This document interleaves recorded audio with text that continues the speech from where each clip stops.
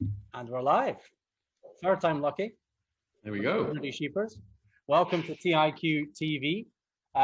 What episode are we on now? Episode 7, I think we're on. Episode 7 already. Rudi, welcome to the show. How are you today? Thank you very much, Simon. Quite good. Easter Sunday. It is. Happy Easter. Yeah. Sir. Happy But you're Easter. all on your lonesome at the moment, aren't you? Yes. So first real Easter where my daughters can walk around and look for something. I'm not there. They're still in South Africa waiting to arrive, but soon I'll be able to make up for this. Are you a big Easter fan? Do you love the eggs and the chocolate and the Easter egg hunts, or is it very much? No, not necessarily. But now, I mean, obviously you look at life now through the eyes of your kids. Yeah. So if I could get chocolate eggs at the age of 2, I would jump at the opportunity. So I'll provide them there. Absolutely, absolutely. Welcome to the show. As I said, third time lucky. Technology issues and timing and dental issues over the last couple of weeks, but thankfully recovered. For our listeners and viewers, welcome to the show. Rudi, give us a quick introduction as to who you are and who you represent and how long you've been in Qatar. My name is Rudi Scheepers. I am South African, and I've only been in Qatar now for a long 2 months since I've arrived in quarantine back at the start of Feb. I work for FUGRO. We're a Dutch company, a geodata specialist. Work all over the Middle East, all over the world, basically. And I represent the office here in Qatar. So as we said, just before we came on, and one of the reasons I came out to Doha specifically for the oil and gas is that I've worked with FUGRO as a client. They were my client in Aberdeen. So they've got bases all over the world, and I know they've got many disciplines. What specifically are you and FUGRO focusing on within the Middle East, and is there a particular specialty or project that you guys are working on in Qatar at the moment? So over the last 6 or 7 years, we've really tried hard as a global entity to diversify away from oil and gas as much as we can. Not only because it is becoming more and more a fickle market, but also our values. We want to strive towards sustainability and making the world a livable place, a safe and livable place. However, in the Middle East, you cannot veer too far from the core business, which is the oil and gas market. So within Qatar, we have our land and marine entities or divisions that we focus on. So for the marine side, we do a lot of work for NOC, for Qatar Gas, for QP, even for Shell. We do everything from hydrological surveys, geophysical surveys, asset integrity. So we inspect pipelines, rigs, platforms with autonomous vehicles, so ROVs. That's can be monitored either from the vessel or with our remote operation centers that we're creating at the moment. We do weather forecasting, basically anything you can think of except drilling for oil. That's within our breadth of services. Then from a land perspective, yes, we are still within the sphere of oil and gas. So we are working predominantly now with the EPCs for the NFE expansions. Basically what we do is being geodata specialists. So we acquire the data, we analyze the data, and we provide advice on that data. So if we acquire the data before something is built, we're inherently the first people on the ground. So we are there to acquire information on stability of features, water content, what the rock features are, and specifically if we're talking about LNG trains that need to be built, we can advise on the foundations that need to be met, especially within Qatar with the geological structures that we find. There's a lot of subsidence, there can be cavities. That's something we can look for with our geophysics.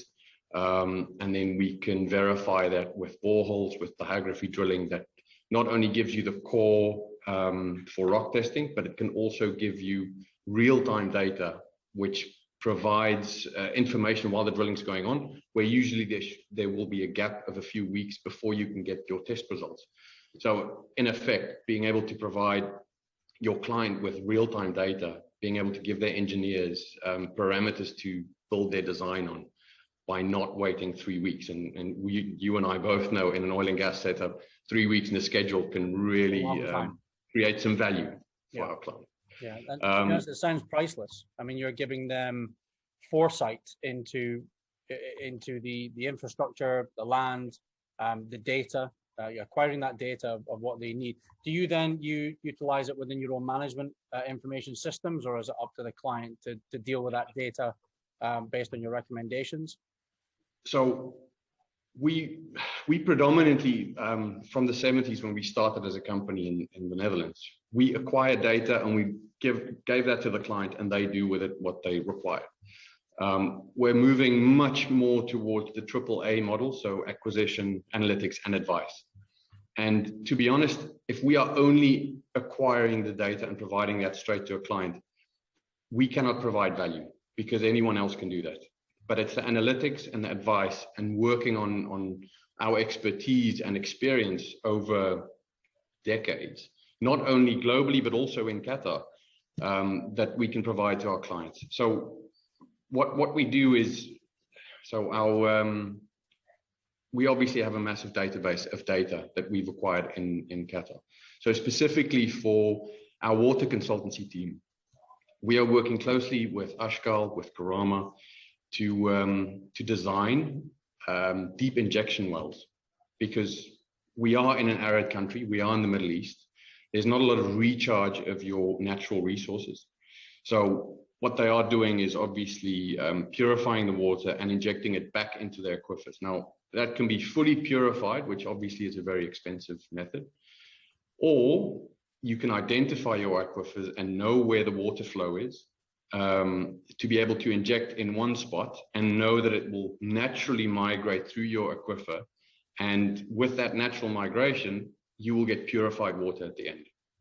So basically, and again, safe and livable world by minimizing emissions and being a bit more sustainable in your approach, we can provide that also to our clients. So we have a working ground model for the whole of Qatar, with a lot of expertise in our office. And this is a model that we are now utilizing for projects, not only for water, but also for geoconsultancy, because those rock parameters are also captured within that model. We touched a little bit, and I'll take it sort of reverse order. We touched a little bit on the situation, the unprecedented, dare I use the word, situation that we're in, where it's difficult to plan what is going to happen over the next couple of years. We all know what's happening at the end of 2022, which again we'll touch on later in the show. But what is the plan for FUGRO for the next couple of years? You've touched on Ashgal and Karama, which obviously as public works authorities are very key clients.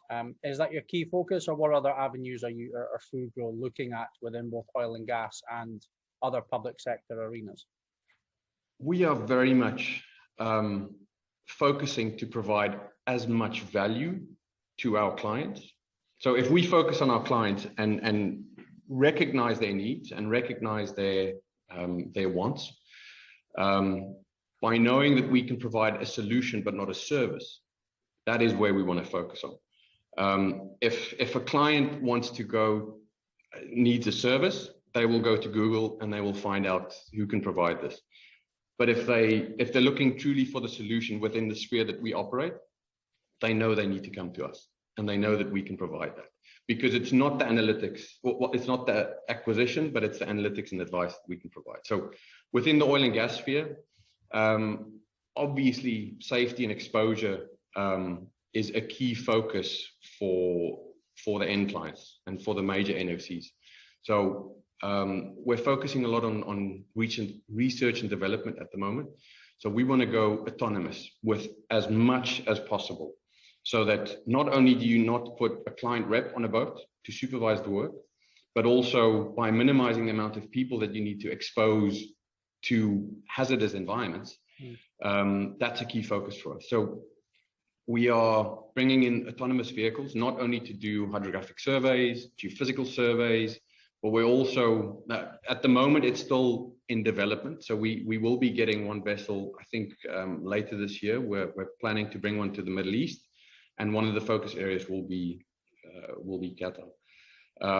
Also, in terms of ROVs, also, like I mentioned earlier, we can deploy them off a vessel with minimal people on board, and they can be operated from one of the, I think we have 8 remote operation centers in the world with high bandwidth internet. We can operate them either from our office in Doha or from Perth, Aberdeen, wherever we have the resources available for that specific time.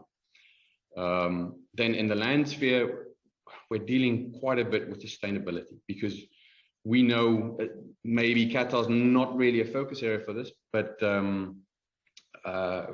for urban developments, for coastal resilience, where we know sea level is going to rise at some point. We don't necessarily have the weather or the waves that we have elsewhere, let's say Aberdeen, but it is a low-lying country. So again, focusing on the water resources that we have as a country, and being able to provide that insight to the government of where they need to focus on. And that also then ties into later on in the, let's say, an influx of tourism for 2022 with the World Cup. You come across very passionate and devoted to the cause that FUGRO has. How long have you been with FUGRO? Because you've obviously moved around the Middle East. You started with FUGRO in the UAE, is that correct? Yes. In September 2014, I joined FUGRO in the UAE as a project manager. Did nearly 3 years there, which was really quite a great entry into the Middle East. Because yes, I mean, most people know Dubai when they know the Middle East, and that's where they want to go. And I'm very thankful that I had the opportunity to start there, and obviously work on a wide range of projects, wide geographies as well.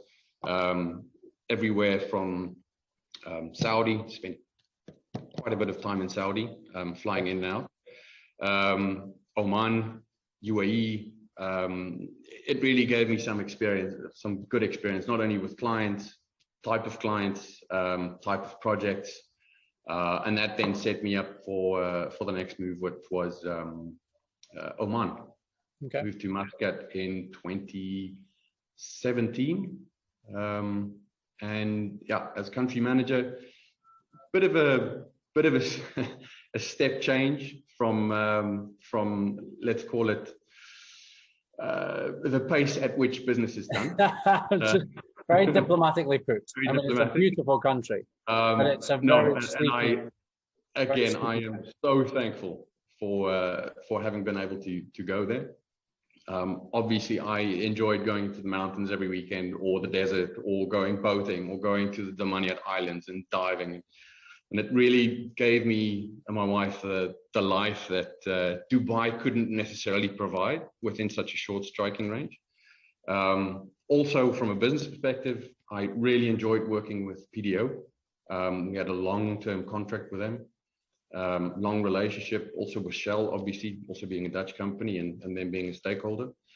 And yes, after 3.5 years in Oman, this is my next stop of my Middle Eastern tour.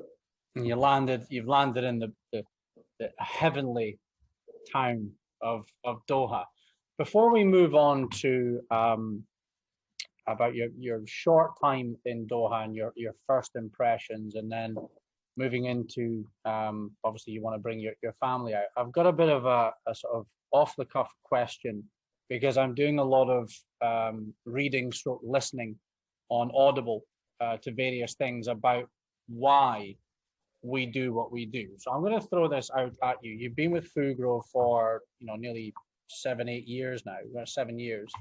And you've moved around different disciplines, and you've obviously kind of climbed that mental ladder, shall we say, from project manager to country manager Oman, and now country manager Qatar.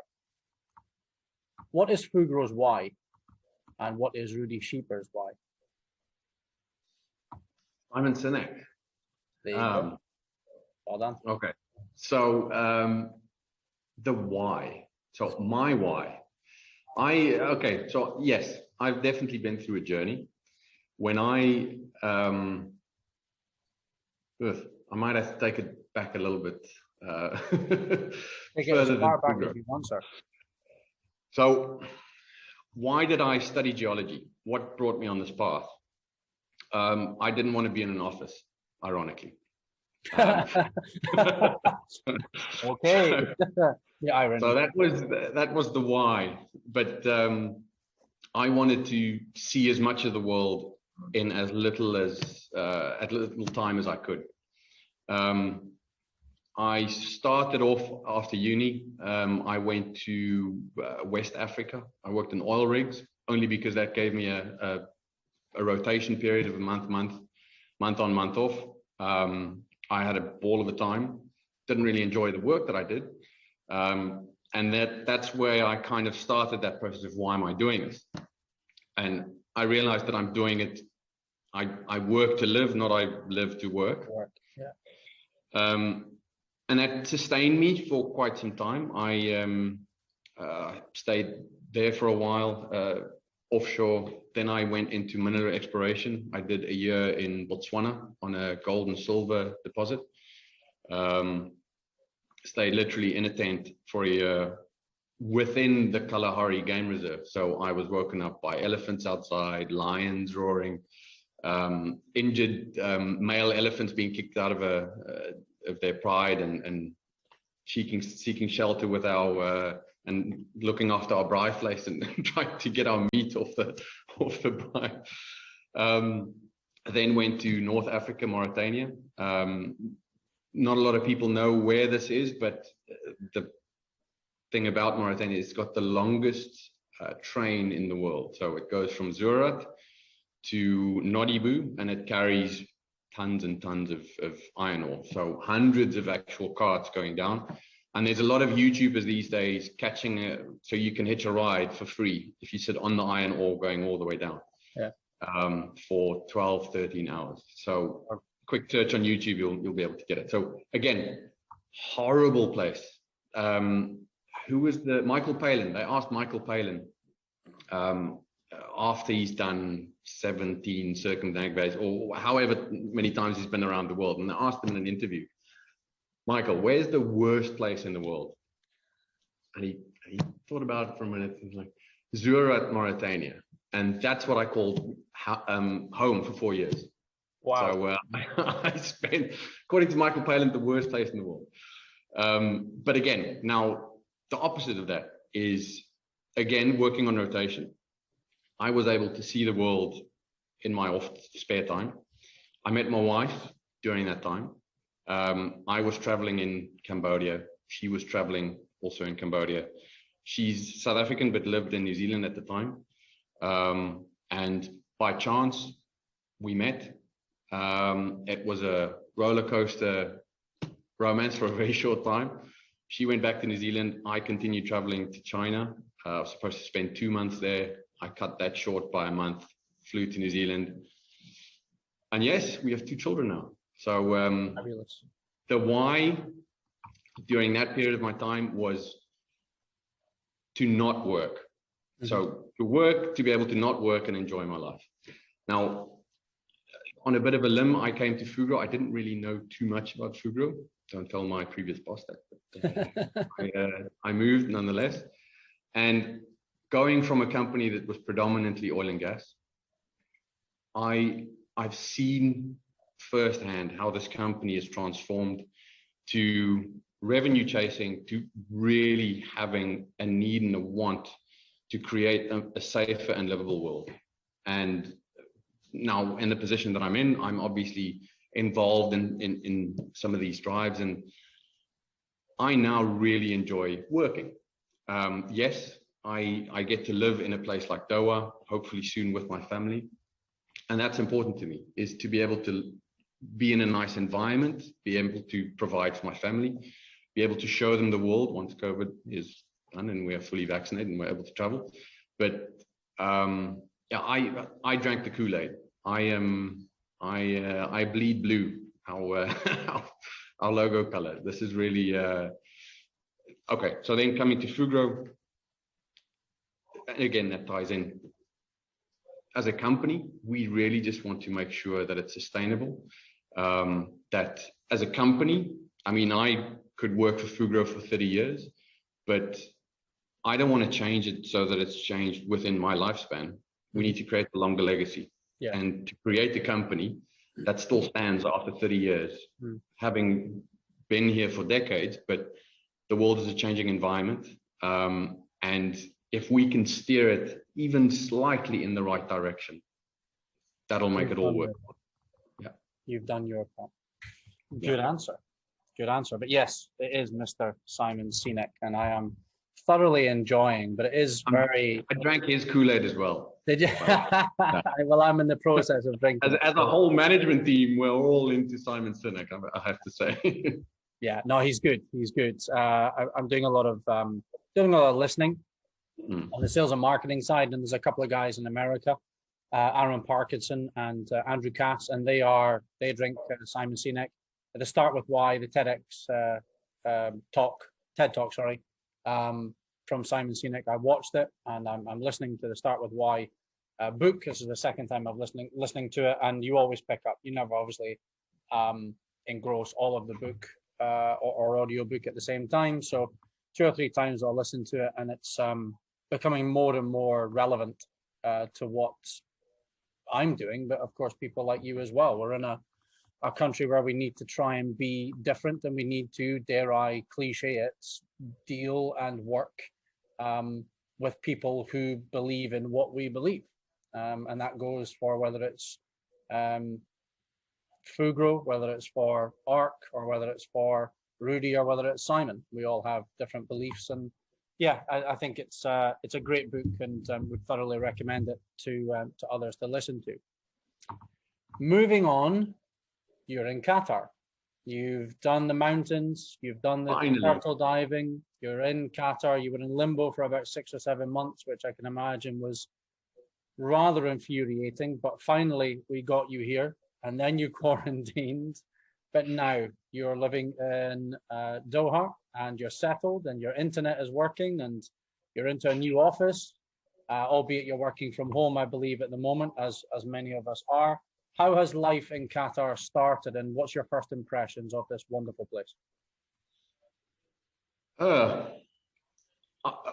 I've told you before, maybe it's because my expectations weren't as high, purely because of the fact, like you said, having been in limbo for so long, haven't lived in a place that we can call our own for 7 months, 8 months, because we were, again, waiting for our children to get their passports for us to leave Oman to go to South Africa, and then for me to continue working remotely throughout this period before I can physically get my visa for Qatar. So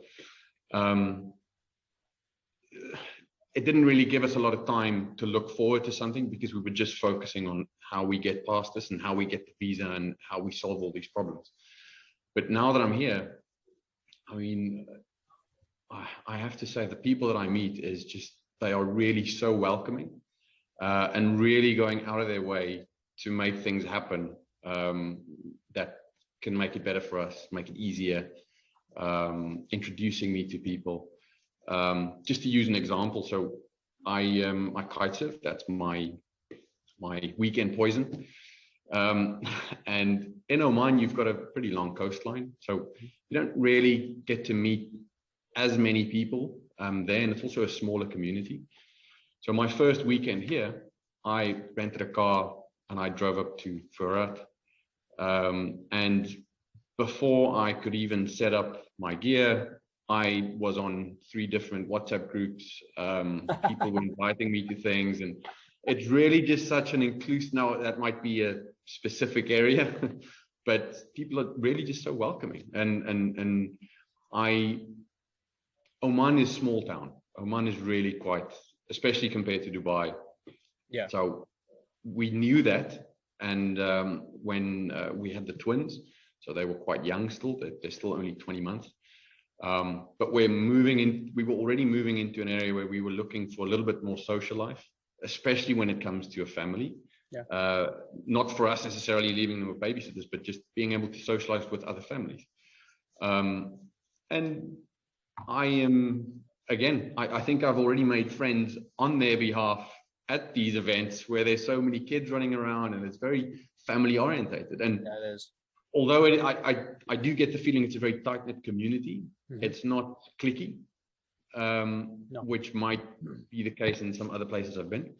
There's an element, like any other Middle East country, there is a lot of transients. That's what a lot of people find hard. However, there are the stalwarts, and we met. Remember our first conversation as we were introducing ourselves, and I asked you to through a mutual friend or colleague who was in Qatar, which is Chris Arnott. We'll obviously give Chris a big thank you for introducing us, because he's done his time in three locations. A fair amount of time in the Middle East.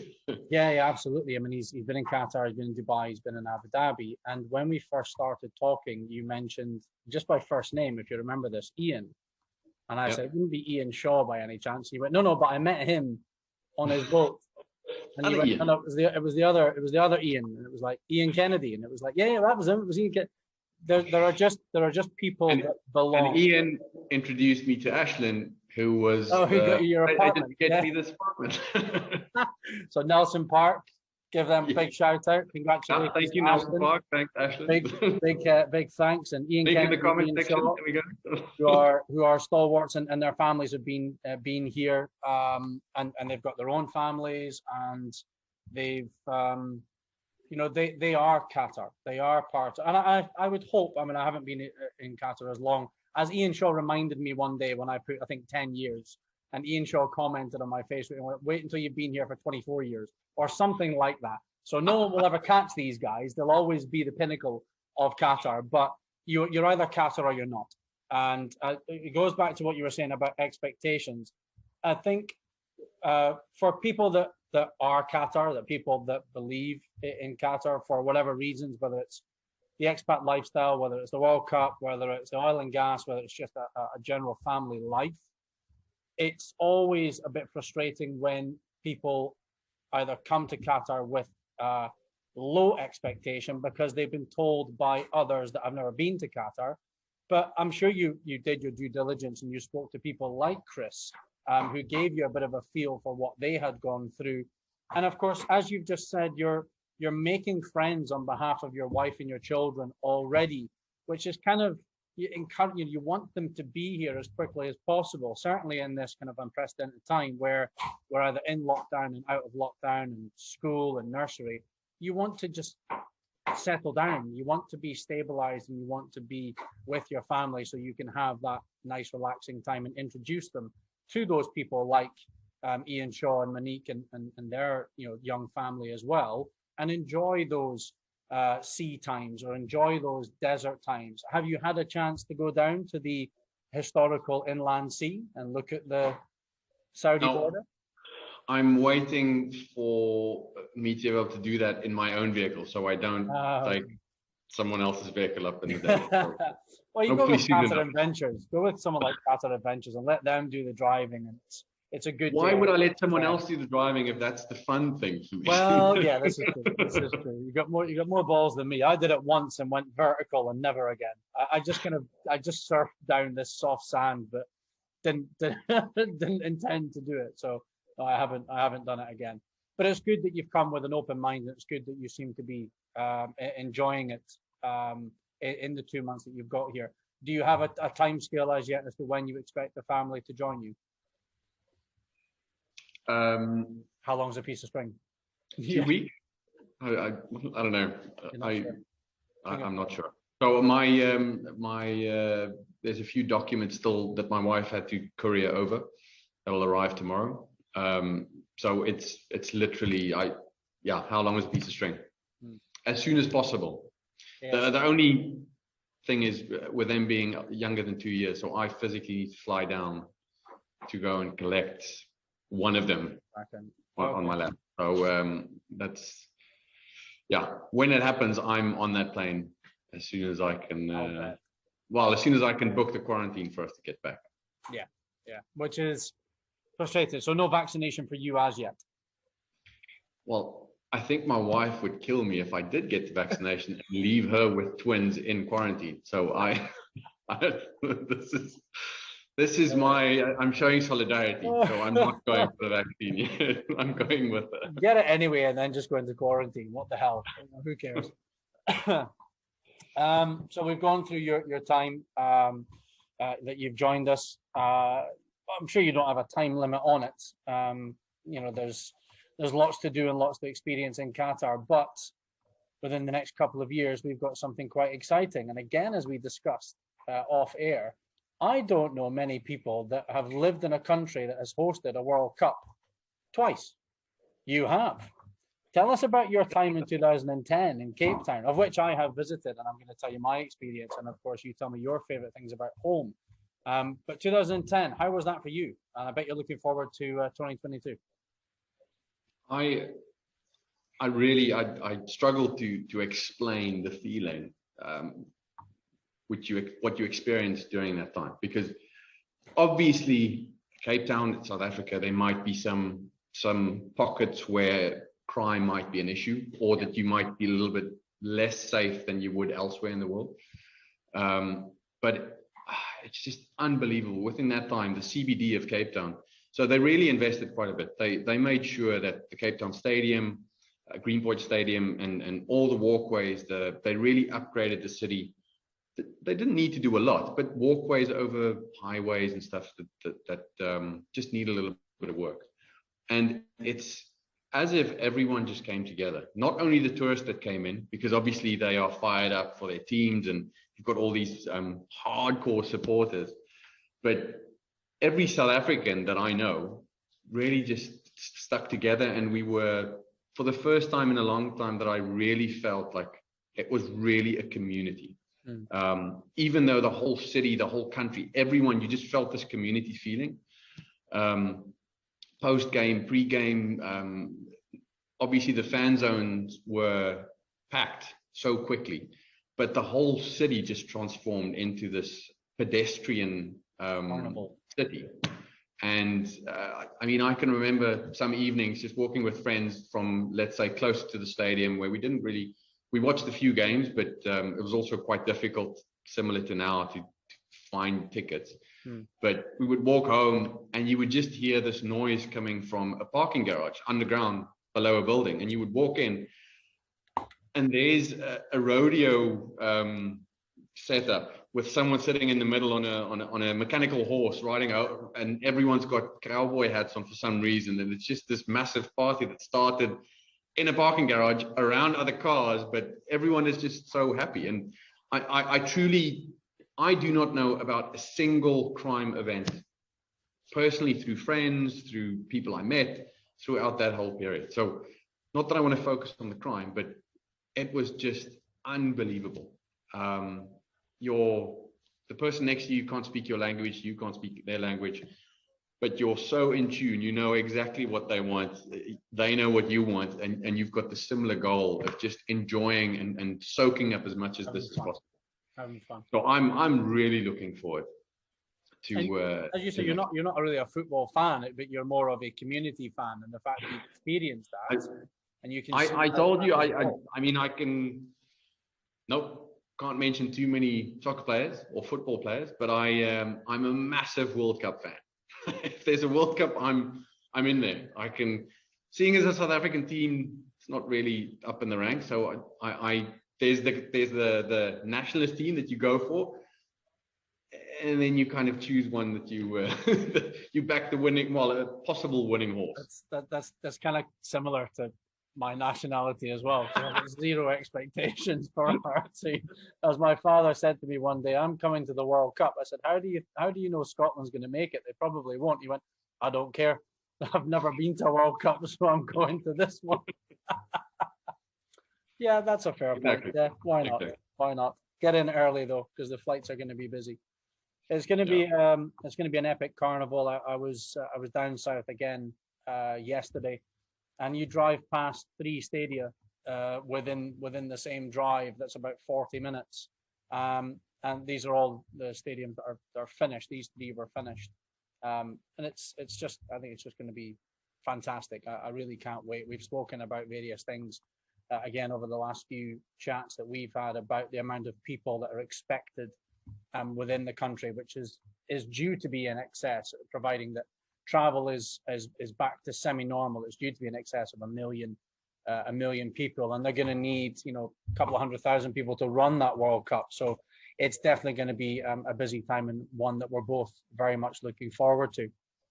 Rudi, it's been absolutely fantastic. We got there in the end. Sorry for the first one, in which I had to cry off, but we got there in the end and really enjoyed the insight, in particular what you're doing and what FUGRO are involved in, which is very fascinating. And I wish you all the success. Welcome to Qatar. I hope the family managed to join you in the very near future. And thank you for your time on the show, Rudi Scheepers. Thanks, Simon. It was lovely being on. Stay online. We'll end the show there, and we'll have a quick chat afterwards. Thanks for your time, Rudi. Cheers.